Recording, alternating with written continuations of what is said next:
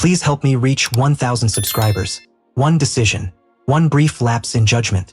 That's all it takes for everything you know to collapse at once. Your marriage, your family, the version of yourself you believed was reliable and strong. In a single instant, it can all come undone.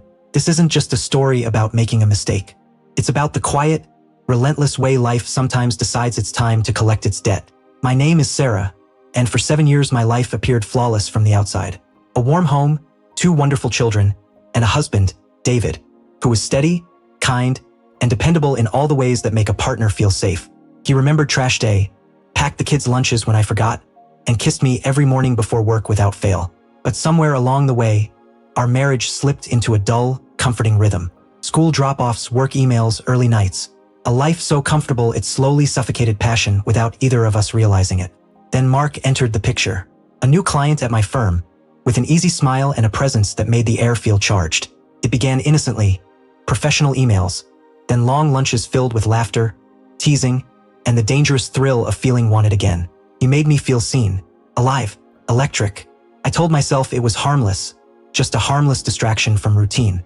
But the line between harmless and devastating is thinner than anyone wants to admit. And on one stormy Thursday night, after working late, I crossed it. The guilt was immediate and corrosive.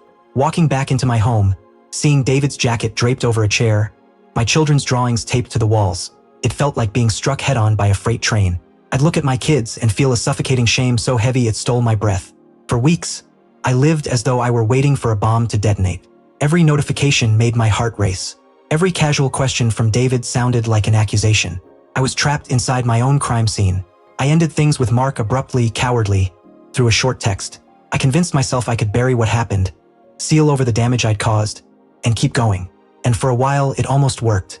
Life continued. No explosions, no confessions. The secret hardened inside me like a sharp stone I learned to carry. I believed that weight was my punishment. I had no idea how wrong I was. Then came the Saturday morning that seared itself into my memory. Pancakes sizzling on the stove, kids laughing, sunlight pouring through the curtains. One of those deceptively peaceful family moments. David sat at the table, scrolling on his phone, sipping coffee. Then he stopped, completely. His expression shifted. Confusion, disbelief, and then a pain so raw it made my stomach turn. "Sarah," he said quietly, "what is this?" He turned the screen toward me. My body went ice cold. It was an email from Mark, sent directly to David. Everything was there. Mark hadn't simply revealed the affair. He had meticulously documented it.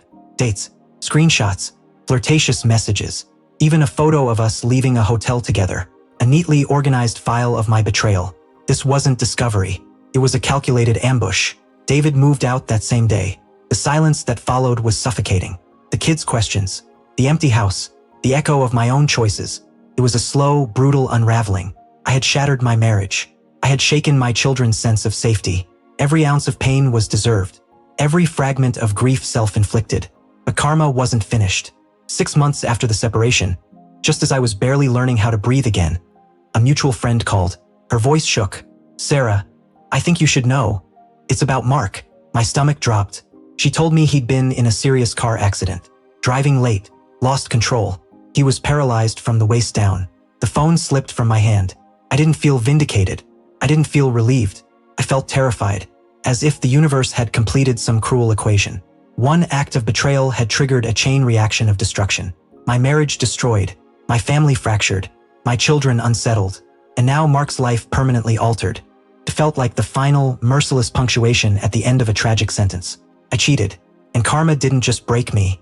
It made sure I lived long enough to see every ripple of damage I helped create. Some choices brand themselves onto your soul. Some mistakes don't fade with time. They turn into scar tissue you carry forever, a permanent reminder of the cost of a single reckless moment. Please help me reach 1,000 subscribers.